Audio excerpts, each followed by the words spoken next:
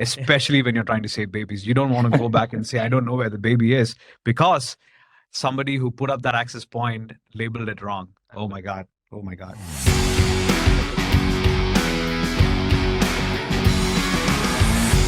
Hey folks, welcome to the first ever episode of Spaced Out, the podcast series from Cisco Spaces.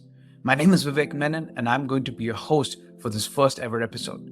Episode 0, or pilot as Hollywood calls it.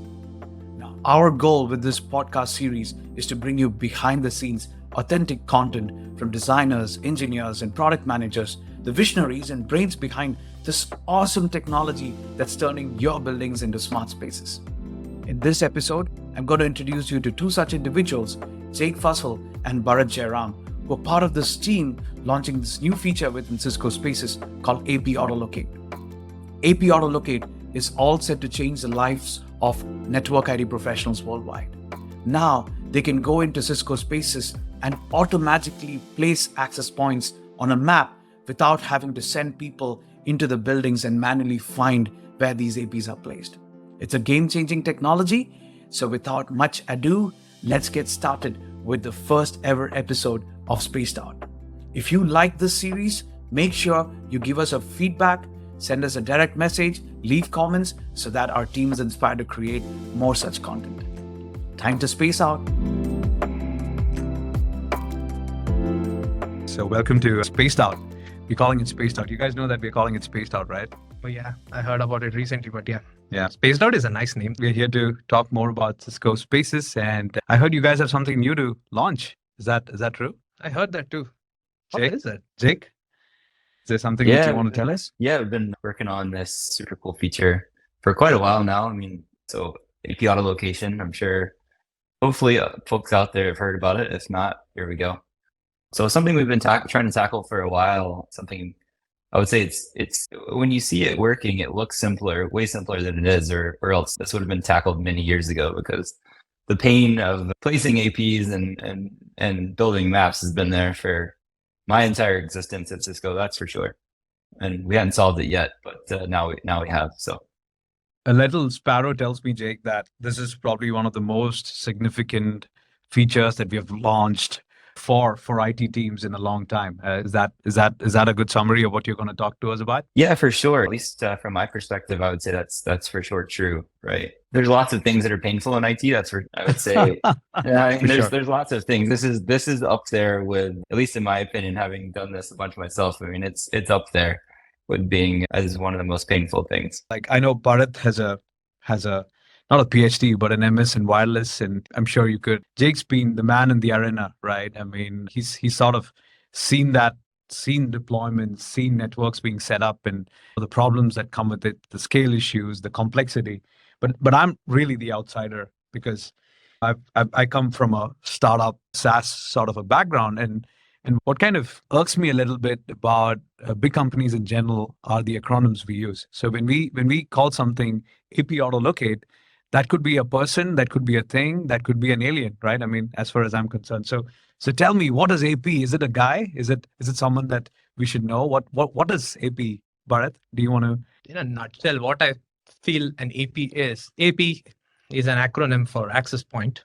Access points. Access points. Routers and modems. Yeah, is that what we're talking? Exactly. Okay. Just routers and modems, but at a scale, right? So if you're at an enterprise scale, if you're building a network for a venue, building a network for an enterprise, you won't say, "Hey, my Wi-Fi router is in that corner." That's what my mom says. So you don't say that in a big company. Yeah, you don't say that in a big company. Yeah, it's like a network of access points. Yeah, it's like, is the modem working? No, that you don't say that. IT guys don't say that. Yeah, it's just a network of access points. There you go. So you look at the sky, you look at the roof, and you see the access points everywhere. If you're working in a building and you see your Wi-Fi is not working right, the first thing you'll say, like, is this thing connected? So why the heck does access points need to be located? Aren't they happy hiding in their roof? Like, I mean, what is this whole auto location about? What's the story there? It's just basically about how the access points propagate signals, right? If they're hiding in a roof, where actually it's a physical thing, although you don't see it, it's a physical thing. Access points need to communicate to your device. So let me just take a step back. What are access points, right? Yeah. In my opinion, they are just an aggregator, or basically a sensor and a provider of data and signals. Yeah. Right? Yeah. but it's a physical thing. For me, it's the thing that gives you internet. Exactly. Like that's what I call it. Yeah, I mean, you need to get to the internet, right? And back in the day, everyone's wired in, right? Well, how easy is it for you to wire in at your desk and then need to go to a conference room 2 stories down, 2 floors down? Is that, how long's your cable going to be? And are you going to run that cable and walk it with you as you go from the 5th floor to your meeting on the 3rd floor? I mean, you guys are in a building, obviously, I don't know, I think it's 4 or 5 floors, right? There's probably 100 plus, maybe more than that, depending on how big the floors are, spread across that building. You go into a big stadium or one of these new ones like SoFi or something like that, you're talking upwards of 4,000 APs, things like that, right? Wow. These are massive Wow. deployments, hospital campuses, depending on how big the campus is, you're talking thousands again. So I mean, these are massive deployments, right? It can go up to campuses, right? So it can be like 1,000 per campus, and they might have campuses all across the world, and just go up to like multiple thousands of. And who sets these things up? Like who's the team that's responsible for setting up access points physically, right? I mean, like, is that IT or is that somebody else? Like, what's that looking like? It's IT working with a service provider Mhm. and managed service provider, as they call it in the MSP. MSPs. Mhm. So IT is behind the brains trying to deploy things, Sure. and MSP are the men on the field who are trying to actually deploy it on the field. I'm asking that, Jake, because the feature, the use case, the product that you're launching on Cisco Spaces is called AP Autolocate. And I'm curious, what is autolocate? Why should an AP, why should an access point be propagating the signals, like Bharath said, and talking to each other and locating itself? What's the point of that? There's a number of reasons why you want to know where an access point is physically in a space. If you're looking at it from an IT perspective, if you're troubleshooting, let's say, if you don't know where those access points are, it makes it harder for you to figure out, where the client or device is that you're trying to troubleshoot, right? So that's at a very base level, just, assurance. Like if you look at Catalyst Center, for example, right? Troubleshooting within Catalyst Center, not knowing where the access points are physically. Yes, you may know that client's having an issue. You don't know when and where it was, right? And those things can help you a lot to figure out what's going on with that client based off of where it is physically. Absolutely. I think it goes beyond that. So taking a step back again to what I was saying, right? You want to know where the signal is coming from, where the data is coming from. Yes, the basic use case is to know what's happening to your access point. Sure. But what's happening to the devices that are connected to your access point? I see. Right? We need to know what's happening to that. We need to understand where that's happening. If it's a rogue device, if it's something that's actually causing a problem to your network, Sure. how do you find that out? Why would people bring in rogue devices to buildings? Well, this is not a James Bond movie, right? Is that a common thing? I'm curious. It's simple physics. Nobody would like to bring in rogue devices, but unknowingly you can get a rogue device. For example, let's say I'm in an enterprise, you have your wireless network set up, everything works fine. Yeah. But then you have like a service provider's hotspot network, right? Let's say I'm a wireless carrier and I have a Verizon network that I'm subscribed to. Sure. There are many people who just carry a Verizon hotspot with them. Sure. And if that's connected, that's a rogue EP or like a rogue device right there. Wow. Okay. Right? Okay. Wi-Fi operates in a frequency, or it operates in a spectrum which interferes with other common devices too, which can be an interferer. I've heard microwaves are rogue devices. Is that true? Microwaves and Wi-Fi and Bluetooth, they operate in the same frequency. Wow. So when people call into IT with all sorts of things, and it's usually related to connectivity, knowing where the access points, knowing where those client devices are, and what you call clients are nothing but the devices that people like you and me carry, right? That's super important. So what's AP Autolocate, Jake? What are you building out there for us? Yeah, so I mean, because it is important to know where APs are, right, in their physical space, for the assurance reasons we're talking about, right, for troubleshooting, even configuration, right, initial configuration of access point. It's very, very common for folks, even within the same building, to have different configurations on access points based off of where they are physically in the space, right? So things like power, data rates, even SSIDs, all of those things can be area specific. And if you think an AP is in the east wing of this building, but actually it was in the west wing on a different floor of a different building, you've got some problems, right? Because you're configuring something and troubleshooting something that isn't where you think it is. I'm curious about the challenges. If you can Can you quantify? We're saying challenges, but what is this? If you were asked to quantify what those challenges are we talking time? Is it that I was having my afternoon sandwich and someone calls in saying there's a problem and I run to that east wing that Jake's. So is it my time and energy? Is it dollars? Is it having to hire third-party MSPs? And I promise myself I won't use acronyms. So service providers and vendors who can help me, or what kind of resources and audit are we talking about? At the base level, it is time. And obviously, if you're working, but time, you're not doing it for free as an employee. So time always is going to equal dollars, to your point there. But yeah, it's a very manual, right? Time intensive, time being equal to money, costly, right? Process and error prone, which then just leads to more time and more money. I've heard you speak about some models that you have, right? Typically for someone to go out there and locate an AP manually and figure out where it is. And we're talking about situations where IT was not directly putting on these access points, as Bharath said. Typically, it's a vendor who's coming in and setting these things up. And then there's some process, right, Bharath, that they label access points and say access point XYZ in this particular location. But you only realize this problem when something goes wrong. And what is that process like? How much time does IT teams normally spend in that process of placing APs on a map? I mean, do you guys know what that looks like in an average?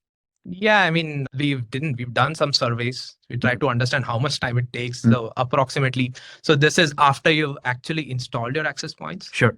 And it's so archaic, the way you point the maps and actually place it on your infrastructure maps. Yeah. That you would just walk around with a paper map.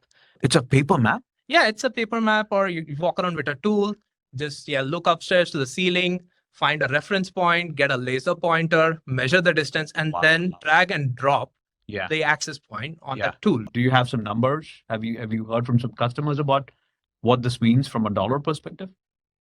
Yeah, for sure. We've got some services like numbers that are actually numbers that are used to scope out actual service scopes of work, right?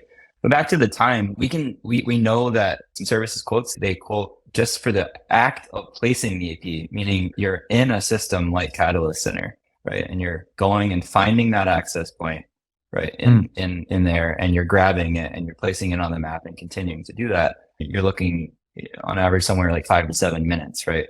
But that doesn't include a person needing to like fly somewhere, like let's say you're not local there, or you needing to walk around. That time doesn't include you walking around physically verifying that the AP it is. That's just the act of simply putting it on the map, saving it, and all those things. But Jake, that's 7 minutes for an access point. When we started this discussion, you said I was kidding around with routers and modems and access points, and one of you told me that, look, you're dealing with 4,000 access points at scale, 1 or 2 buildings in any campus, or maybe collection of buildings and large infrastructure.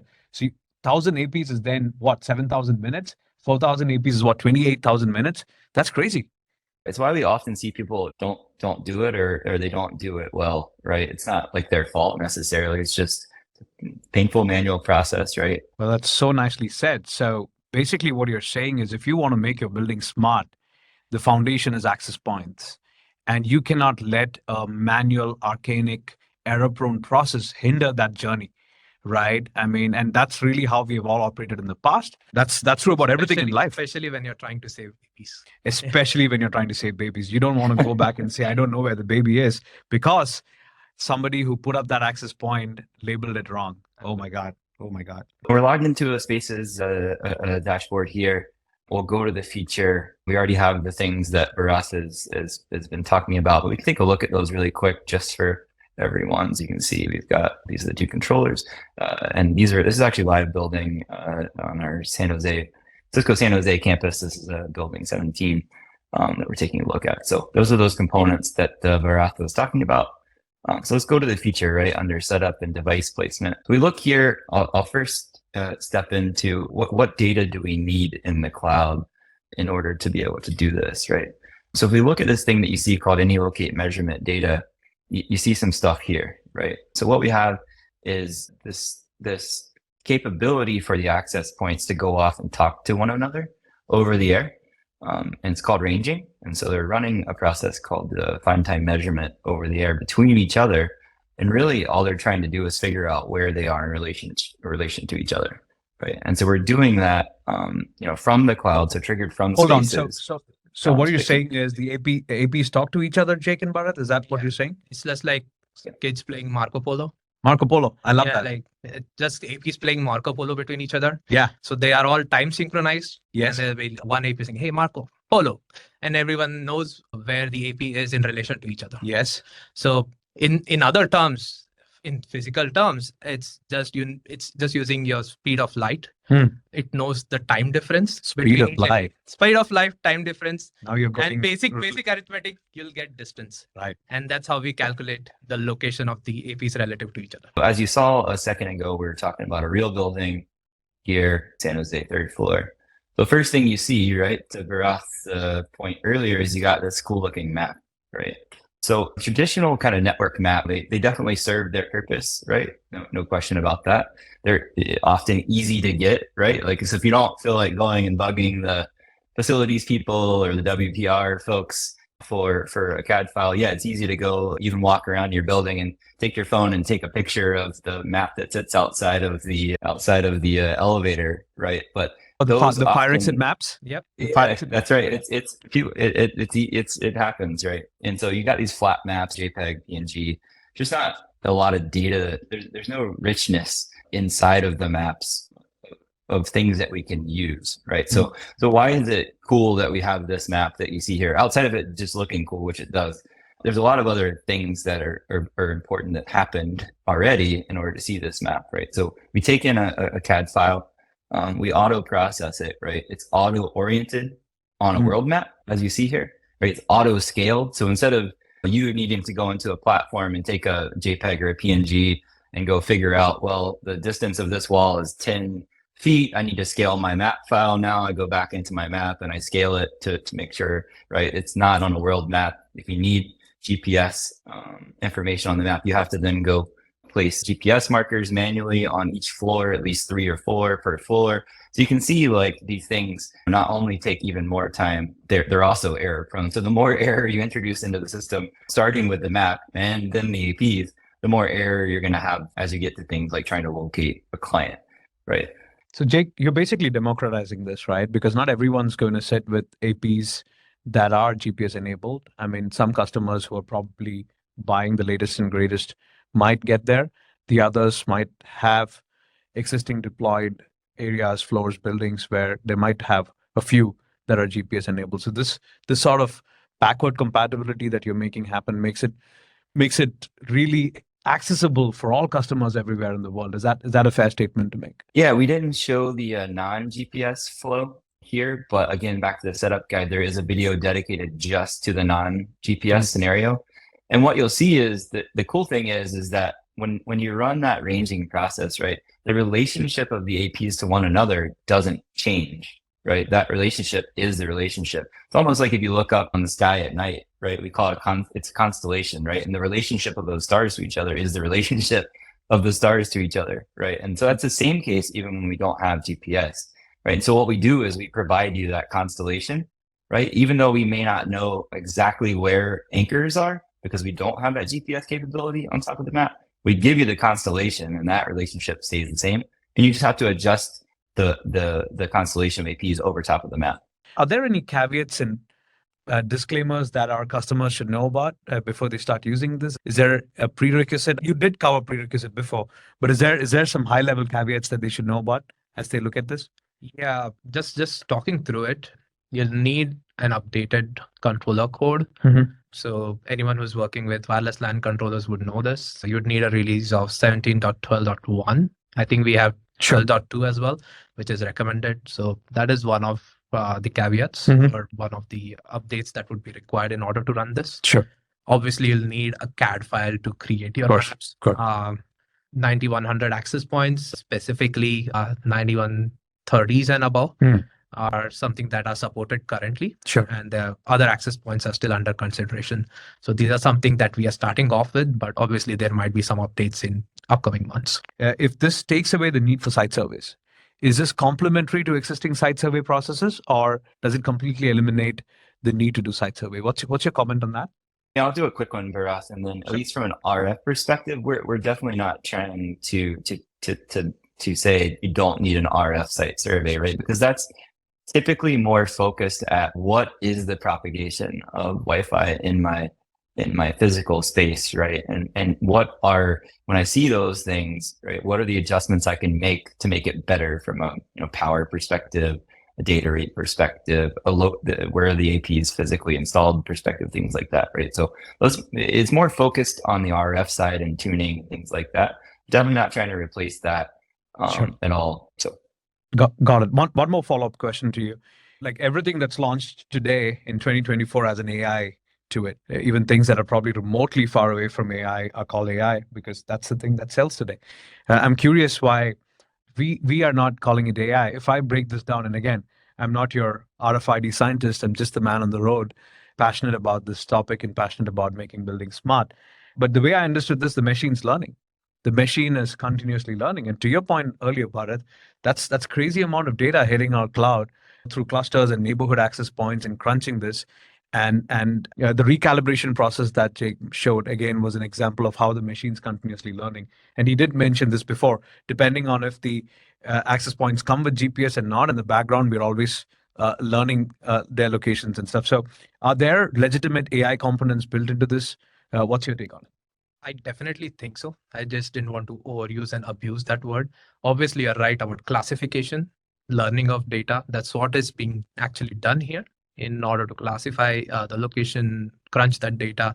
And it is the AI, if you want to call it AI, that which the machine itself is learning in itself in order to refine the location. Sure. So if you ask me, this is Spaces AI. Brilliant. Jake? Yeah, I would say for sure, right? We're heading that way, right? We're at I know I touched on it earlier, but we're at the beginning of this journey, right? And it's already pretty awesome at the beginning. But there's a lot more things that we can and will be leveraging, in the future, both from what we know about the underlying map that we can use in order to refine things. And as we get, different technology capabilities, either natively or externally, that we'll just continue to make this even smarter and easier and more accurate. So That's great to know. And it's interesting how we are not overselling and over marketing on that bit, and it's sort of built into the system. I think there's some goodness in doing that.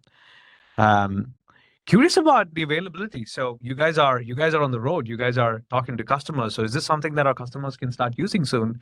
What's the timeline like? Can customers start trialing this? Can they buy this? Yeah, both. So it's in production. So if you saw where I went in the dashboard. So if you're an ACT customer, right, you need to be ACT or equivalent in order to build the map itself.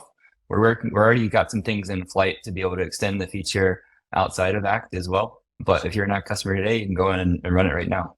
And if you meet the prerequisites that we talked about, etc., then you can run it today. So just go to spaces.cisco.com and let us know, or just contact your sales representative and the sales engineer, and they can make it happen. Brilliant. So I just wanted to thank you guys for joining the first ever episode of Spaced Out. I truly spaced out today with both of you, and I'm just excited by this first big step that we're all taking to launch something that's so foundational, which could change the way that IT teams and business teams look at leveraging their network to make a building smart. So I'm super excited, super pumped, and I really want to put it out there to our customers and to our fans and to our evangelists that this is something that you should all try, and there's a lot of power in it. Absolutely. I mean, I had fun in this conversation. It was a great conversation. I hope our customers like this too. Yeah. And hopefully they can leverage this to make their building smart. Absolutely. Yeah, I'm super pumped on it. It's been super fun, and I expect a lot more fun going forward on it. I'll just say, give it a try, right? Start with a floor if you want, or start with a building.